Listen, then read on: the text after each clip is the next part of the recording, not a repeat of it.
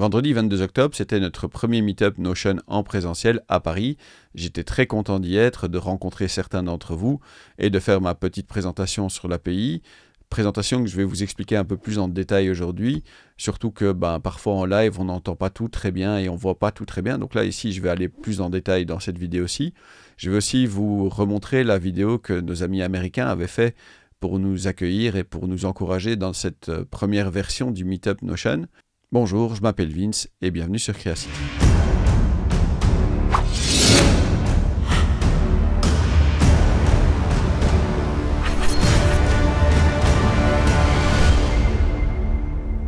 Donc avec Camille, j'étais bien la caution internationale de ce meet-up, puisque Camille vient du Portugal et moi je venais de Belgique avec mon petit Alice. À la gare du Nord, j'ai directement rencontré François et sa magnifique épouse.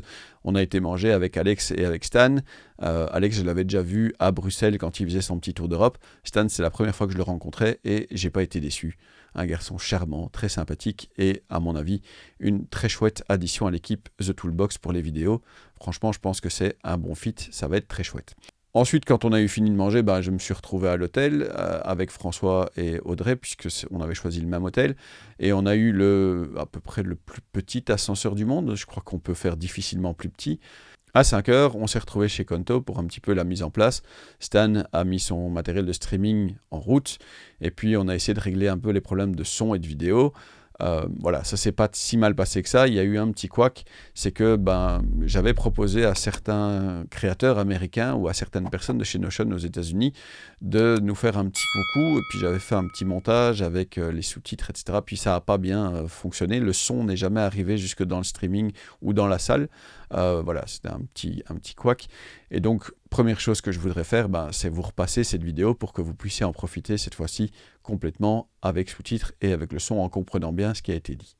I'm August Bradley, and I wanted to send a big welcome and hello to the Notion group and community that's growing and starting to meet up in France. I am incredibly excited about what you're doing. I wish I could be there. If I had any possibility of making it, I would have absolutely joined you. But I'm stuck over here in California. I just wanted to share with you, when we started, everything seemed so small and it was such a tight-knit little group.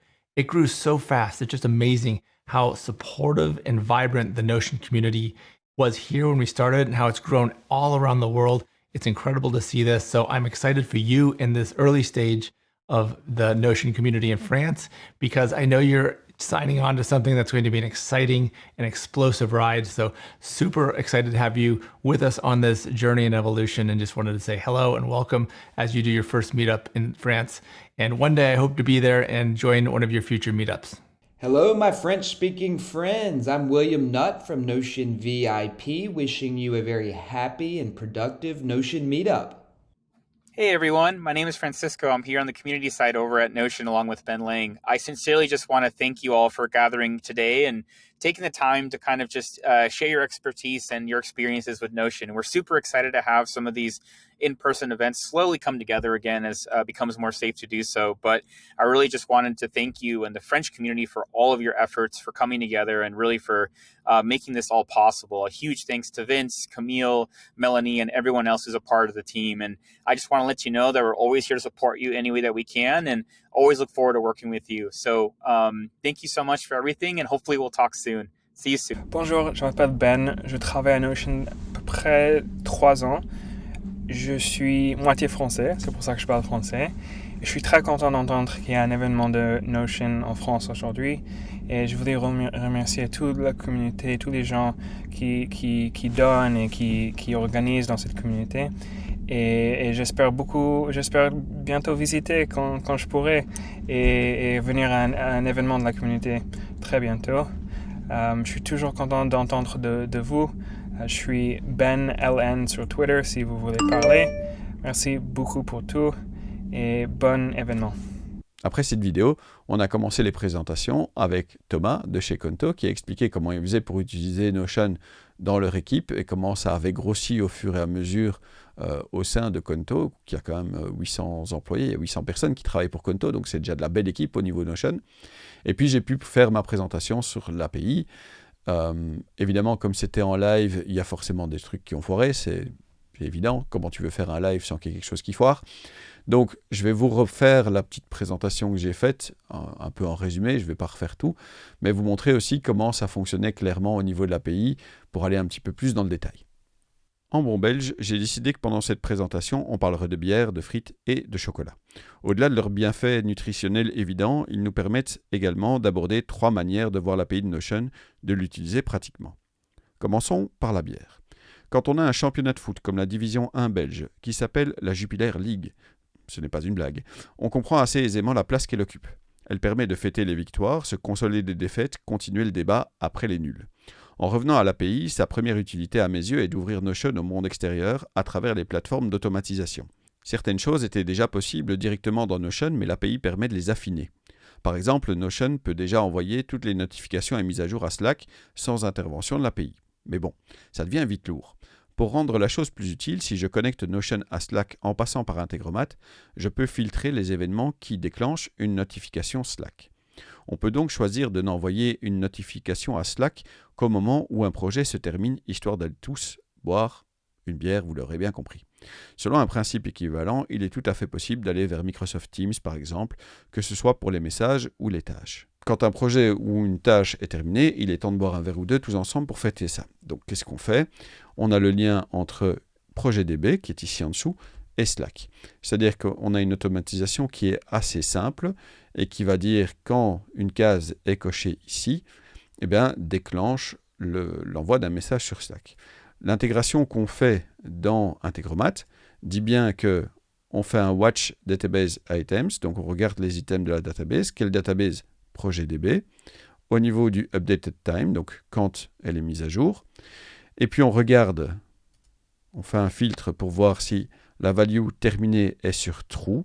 Si le projet est terminé, c'est true. Et donc on envoie alors à Slack un message qui dit comme cette tâche est terminée, entre parenthèses, le nom de la tâche, c'est le moment d'aller boire un verre, rendez-vous à 21h à la Porte Noire qui est un café à Bruxelles assez magnifique, sur un channel, le channel Belgium. Qu'est-ce que ça donne maintenant en vrai? Ça donne que si ici, hop, je coche ces cases-là, et que je lance le script, voilà, il a bien envoyé ça à Slack, la preuve, voilà, comme cette tâche est terminée, allons boire un verre. Okay, ça pourrait être plus intéressant que ça si on changeait un petit peu les messages en fonction, si on faisait toute une liste de messages qu'on peut utiliser pour tout ça, mais en tout cas, ça fonctionne pour la base. Niveau frites aussi, nous en mangeons finalement moins que ce qu'on veut parfois nous faire croire. Mais c'est vrai, on a des frites côtes, des baraques à frites ou des friteries de tout type. C'est une nourriture assez équilibrée, moitié frites, moitié mayonnaise. Aller manger une frite, c'est aussi un moment convivial, de franche rigolade, ce qui n'est pas du goût de tout le monde. Oui, je sais, c'est un humour désopilant, on en mangerait. Surtout, c'est difficile pour ceux qui ne savent jamais quoi dire. Alors oui, parler moins, c'est en manger plus, mais quand même. Pour briller en société, il vaut mieux toujours avoir un petit stock de blagues. Oui, des blagues belges, évidemment. Pour notre deuxième approche de l'API Notion, j'ai créé un petit script dans Integromat qui va mettre à jour automatiquement un callout, une zone de texte. Et donc, toutes les heures, par exemple, une nouvelle blague pourrait apparaître tirée d'une database des blagues. Non, je ne vous donnerai pas accès à la database des blagues sur les Belges, vous en trouverez bien tout seul. Ce petit script est déjà un petit peu plus tendu et je vais essayer de vous le détailler au maximum maintenant. Au niveau des frites, on va pouvoir donc, ici, avoir une blague qui va se mettre à jour au fur et à mesure. On pourra avoir un truc, par exemple, qui se met à jour toutes les heures. Ce qu'on va faire, c'est déjà un petit peu plus compliqué, c'est qu'on a une database ici avec toutes les blagues, avec la question et la réponse, puisque c'est chaque fois une sorte de devinette, et on va récupérer le contenu de cette database pour remplir ces deux champs-ci, qui sont en fait les titres de 2 pages. En fait, c'est un petit peu la triche du système, c'est qu'ici à l'intérieur du callout, on a une première page et une deuxième page, et on met à jour en fait le titre de ces pages. Et vous voyez que ça a changé parce que le script se met à jour à peu près toutes les heures. Et donc, comment ça fonctionne cette histoire-là? Ça fonctionne avec un script qui est déjà un petit peu plus long. On va faire getAPage 2 fois. Pourquoi getAPage 2 fois? Parce qu'on va d'abord récupérer les 2 pages qui sont utilisées ici, celle-ci et celle-ci. Ensuite, on va faire un search au niveau des objets C'est-à-dire qu'on va récupérer maintenant tous les objets qui viennent de la database blague. Et on va récupérer ça sans qu'il y ait vraiment de limite, sans qu'il y ait vraiment de filtre. On va récupérer tous les items de la database des blagues. On va récupérer tous ces items et on va les agréger, on va les récupérer dans un array, un tableau. Donc on va créer une sorte de mini database à l'intérieur de Integromat qui va récupérer les différentes properties dont on a besoin, les différentes informations dont on a besoin par rapport à ces blagues. Ensuite, on va créer une variable qui va dire que on va choisir aléatoirement un numéro qui est random, donc c'est aléatoire, mais qui est dans la limite du nombre de blagues qu'il y a dans mon tableau. Donc ici, dans mon tableau actuellement, il y a 5 blagues. Donc ici, on se limite à 5 blagues. Cette variable, elle va être ensuite utilisée pour dire quelle est la ligne du tableau qu'on va utiliser. Donc ça nous permettrait forcément de choisir une ligne aléatoirement à l'intérieur de ceci. D'où vient cet aléatoire? Il vient d'ici. Et puis ensuite, on va faire un update de la première page et un update de la deuxième page. On va faire un update de cette page-ci et un update de cette page-ci. Ce qui veut dire que quand on fait tourner effectivement le script, il récupère la première page, la deuxième page, il récupère toutes les informations de la database. Donc ça, toutes les informations de la database des blagues se retrouvent ici. Et donc, le résultat est là. Bundle 1, 2, 3, 4, 5, puisqu'il y a 5 blagues dans la database. Ceci est mis dans un tableau, dans un array qui récupère les properties dont on a vraiment besoin. Voilà, donc ici, la blague en question, donc chaque fois la question, et puis chaque fois la réponse. OK? Et puis, ici, il en choisit un, et ici, le random qui a été choisi, c'est le 2. Entre 1 et 5, c'est 2 qui a été choisi de manière aléatoire. Ce qui veut dire que maintenant, on va prendre la deuxième ligne de notre tableau ici pour récupérer la question et la réponse. OK? Et au final, ça va faire un update de la première page pour mettre à jour la question et un update de la deuxième page pour mettre à jour la réponse. Voilà, ce script-là, il est déjà un petit peu plus tendu, il est déjà un petit peu plus compliqué, il met en route quand même le fait de créer un array, un tableau à l'intérieur d'Integromat pour pouvoir en choisir une ligne, etc. C'est déjà un petit peu plus croustillant. Clairement, ça fera partie de Integromat Notion, c'est-à-dire la grande formation sur Integromat et Notion que je prépare et qui sera bientôt prête. Il y a un lien en description si vous voulez être tenu au courant de l'état d'évolution de cette formation. Et finalement, la Belgique, c'est le pays de la praline et du chocolat. La praline qui mélange goût et texture pour une explosion de saveurs et de plaisir. Autant la bière et les frites, je n'en consomme finalement pas beaucoup, autant le chocolat... Enfin, l'API permet de développer de nouveaux services, un peu ce que Shubham avait fait quand l'API n'existait pas encore, et ce qui refleurit ces derniers temps avec les synchros Google par exemple. On peut tout faire dans Integromat, encore une fois, mais si tout est déjà créé et qu'on est prêt à payer pour ce service, pourquoi pas. Dans l'esprit de partager le travail de la communauté, un de ces services, Notion Forms, dont j'ai parlé dans une précédente vidéo sur la chaîne, est un outil vachement utile. C'est un peu comme Tally ou Typeform, sauf que le service crée un formulaire en fonction des champs de la database à laquelle il est lié et intègre directement les réponses dans la DB. Le service fonctionne bien en mode gratuit avec quelques petites limitations levées par la version Pro. J'en parle dans la vidéo que vous voyez ici en commentaire. Si vous vous rendez sur belgium.notion.site, vous aurez dans la partie chocolat la possibilité de commander un petit paquet de chocolat dont je ne vous assure absolument plus la livraison gratuite. Dans un packaging de luxe, il n'y a plus de chocolat, on les a tous bouffés. Par contre, ce que je peux encore vous envoyer, en tout cas pour les 20 premiers, c'est un petit code pour avoir Integromat gratuit pendant un mois, la formule basique, y compris si vous avez déjà un compte Integromat. Donc si ça vous intéresse, il y a un lien en description pour vous inscrire à Integromat si ce n'est pas déjà fait. Et si vous vous inscrivez sur belgium.notion.site, vous aurez par mail un petit code avec un mois gratuit pour Integromat.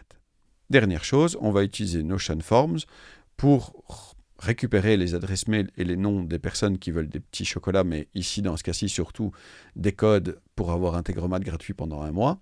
Et donc, Notion Forms, on a bien ici le petit lien. Je vous fais profiter de cette blague absolument subtile. Excusez-moi. Et on va récupérer comme ça le nom et l'adresse mail d'une personne à travers ceci. Donc, Notion Forms crée automatiquement ce formulaire avec le nom et l'email. Et quand on le remplit, ça remplit cette database. Et puis derrière, surtout, ça envoie un mail. Et donc, ici, qu'est-ce qui se passe? C'est qu'au moment où cette database est mise à jour, quand il y a une nouvelle ligne qui se crée, eh bien, le code va être envoyé à cette adresse mail-là. Ici, maintenant, je vais changer un petit peu le contenu pour que chaque fois, il aille chercher un des codes qui est encore libre dans la database des codes Integromat que j'ai disponible, et vous recevrez par mail un code. S'il n'y a plus de code disponible, vous recevrez un code pour dire qu'il n'y a plus de code disponible maintenant, mais je vous engage à regarder une des vidéos sur Integromat Notion, parce qu'il y aura souvent des codes disponibles pour avoir 1 mois gratuit au niveau d'Integromat. Voici donc 3 cas d'usage bien particuliers de l'API Notion, en direct avec un service externe comme nous l'avons fait avec Slack, dans un usage purement interne comme nous l'avons fait avec les Black Belges, dans un usage mixte en créant à l'intérieur de votre espace Notion et en allant ensuite vers l'extérieur comme nous l'avons fait avec les chocolats. Alors après cette présentation de l'API, il y a Shubham et Jérémy qui ont fait leur propre présentation. Shubham sur la manière dont il gère un petit peu tout son workflow vidéo et YouTube à travers Notion, Jérémy sur The WorkOS, leur grand template pour les business et les petites entreprises qui mettent en place avec The Toolbox. C'était très intéressant de voir comment ces deux professionnels fonctionnent avec Notion. On a eu ensuite le petit moment où on a pu discuter un peu avec les membres de la communauté, avec Yann qui venait d'Irlande et qui gère un petit peu Notion au niveau Europe, Middle East et Afrique. Avec beaucoup d'autres membres de la communauté que j'avais jamais vus en vrai. C'était très intéressant de discuter avec vous de vos projets, de ce que vous voyez pour le futur, de ce que vous avez besoin. J'ai passé le reste du week-end à faire ça aussi, à discuter avec pas mal de personnes de la communauté, avec Camille, avec Shubham, avec Cédric et avec d'autres de ce qu'ils voulaient faire au niveau Notion. J'ai eu aussi l'occasion de discuter avec Lucille, qui fait les montages. C'était aussi la première fois qu'on se voyait en vrai, puisqu'on travaille toujours à distance, et avec sa chouette famille, son compagnon, son frère, ses parents. C'était vraiment agréable d'avoir l'occasion de discuter avec eux en vrai. Dimanche matin, après un petit café avec Shubham, j'ai repris le train pour revenir en Belgique avec plein de bonnes idées, avec plein de projets, avec plein d'envie de recommencer bientôt. Donc je ne sais pas quand le prochain meet-up se fera, je ne sais pas où il se fera, mais j'espère pouvoir y être et j'espère pouvoir rencontrer encore plus de personnes en espérant que les conditions sanitaires nous permettent d'accueillir un peu plus que les 50 personnes qu'on était à ce premier meet-up. Je pense que la force de la communauté de Notion en français, c'est que tout le monde vient un petit peu avec ce qu'il est, avec ce qu'il a envie de proposer. On a tous un petit peu nos particularités, mais on a tous aussi cette envie de progresser et d'aider un petit peu les autres, de voir un petit peu comment on peut faire pour s'entraider les uns les autres. C'est quelque chose que dont j'ai vraiment pu me rendre compte en vrai, en regardant les gens dans les yeux pendant ce week-end à Paris. Encore une fois, je m'appelle Vince et je vous remercie d'avoir regardé cette vidéo. N'oubliez pas d'aimer, de partager, de commenter, de vous abonner et de faire sonner la cloche. Soyez sympas dans vos commentaires parce que les trolls, c'est uniquement chouette quand ça danse, ça chante ou ça fait des câlins. J'espère vous revoir bientôt. Merci et au revoir.